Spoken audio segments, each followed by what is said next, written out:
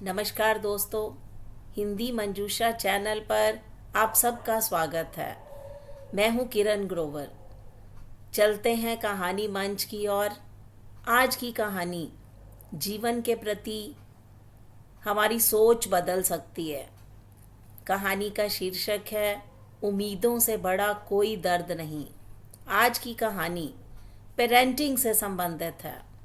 माँ बाप बच्चों को पैदा करके जीवन दान देते हैं, लेकिन बच्चे माँ बाप के बुजुर्ग होने के बाद उनके साथ कैसा व्यवहार करते हैं और माँ बाप को मजबूरन वृद्ध आश्रम की ओर जाना पड़ता है।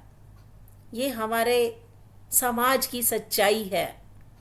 ये आज की पीढ़ी का कटु सत्य है।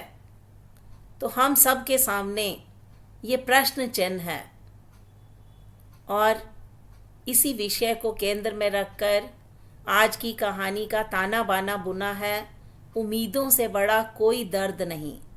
कहानी कुछ इस प्रकार है।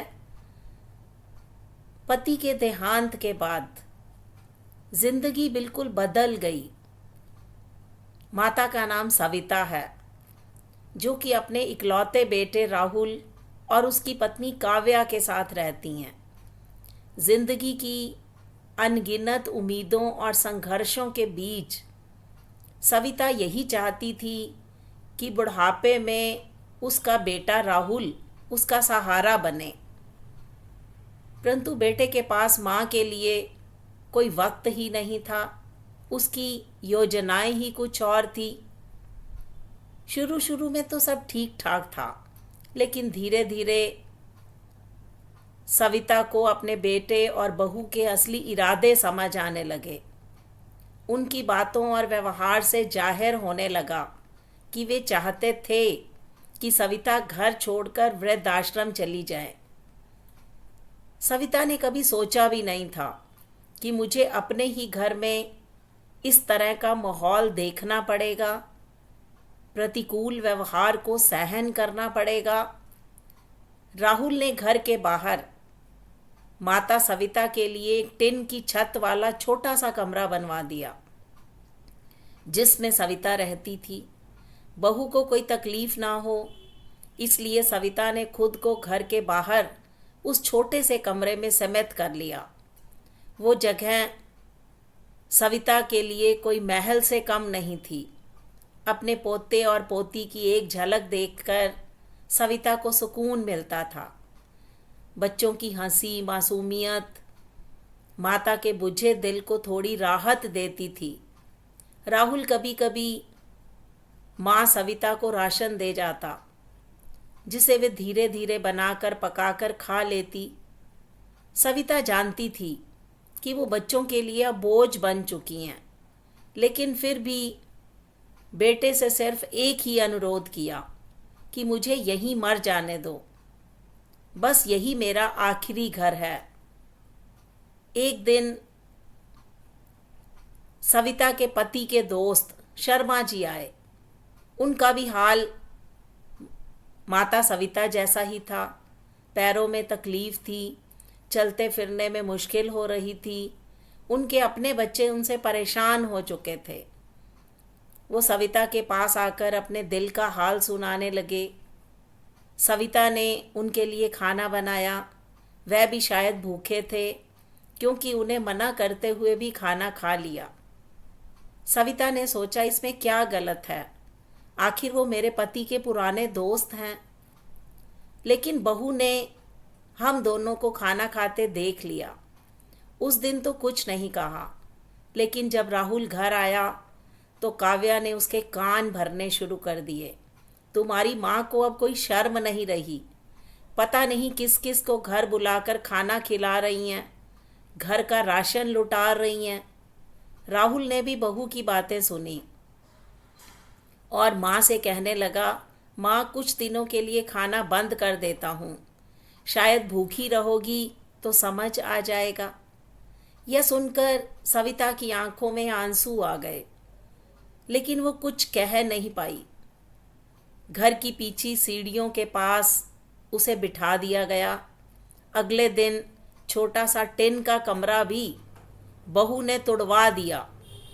उस दिन सविता को लगा कि अब वो गलत कर रही हैं। शायद मेरे बेटे के घर में मेरी जगह नहीं रही। सविता ने अपने बेटे राहुल से कहा, बेटा अब मुझे वृद्धाश्रम छोड़ा। मैं तुम्हें और काव्या को अब और परेशान नहीं कर सकती। मेरी बहू खुश थी, बोली देखा एक दिन भूखी रही तो अकल टिकाने आ गई।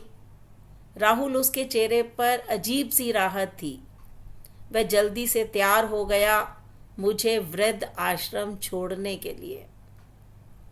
सविता ने अपनी बहू से कहा, बेटी चिंता मत करो, अब मैं कभी लौट कर नहीं आऊंगी। फिर मैंने अपने पोते पोती को गले से लगाया।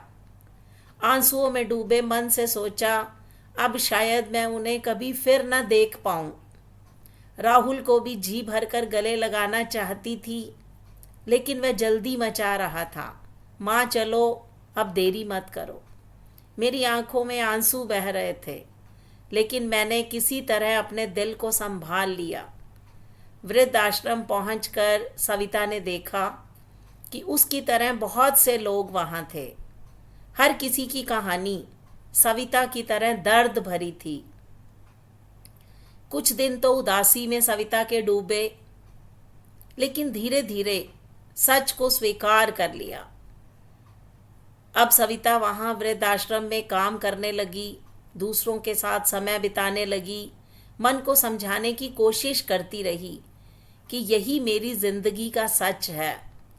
मैं सोचती हूँ ऐसा किसी के साथ ना हो, लेकिन कौन जानता है कि किसका जीवन किस मोड़ पर बदल जाए।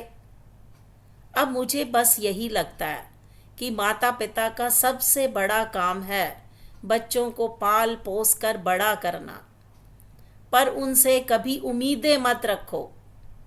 उम्र के इस पड़ाव पर उम्मीदों से बड़ा कोई दर्द नहीं होता। माँ के ये शब्द हमारे समाज के सामने प्रश्नों की बौछार लगा देते हैं।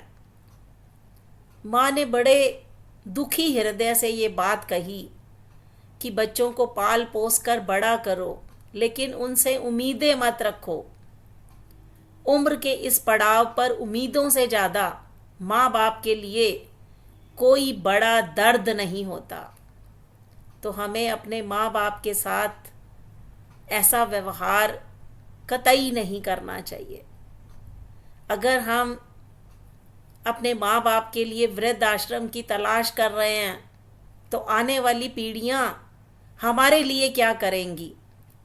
हमें तनिक भर सोच लेना चाहिए। ये समाज के मुंह पर तमाचा है। अगर समाज अब भी नहीं सुधरा तो कब सुधरेगा?